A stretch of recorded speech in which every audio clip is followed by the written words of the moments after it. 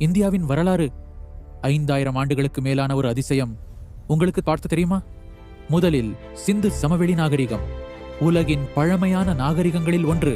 அந்த காலத்திலேயே நம்ப முடியாத அளவுக்கு அட்வான்ஸ்டு நகரங்கள் இங்கே இருந்துச்சு. அதுக்கப்புறம் வந்தது வேத காலம். வேதங்கள் எழுதப்பட்டு நம் கலாச்சாரம் வேரூன்றிய காலம். பிறகு உருவானது மௌரிய பேரரசு. அசோகரின் ஆட்சி மூலம் அமைதியின் சக்தி என்னன்னு இந்த உலகத்துக்கே தெரிய வந்தது. அடுத்தது குப்த பேரரசு, இந்தியாவின் பொற்காலம். கலை, இலக்கியம், அறிவியல் என எல்லாமே உச்சத்தை தொட்ட காலம் இது. பிறகு முகலாய பேரரசு. ஷாஜகான் கட்டிய தாஜ்மஹால் இன்றும் காதலின் சின்னமாய் நிலைத்து நிற்கிறது. ஆனா 1757 நடந்த பிளாசி போர், அதுதான் ஆங்கிலேய ஆட்சியின் தொடக்கமா அமைஞ்சது.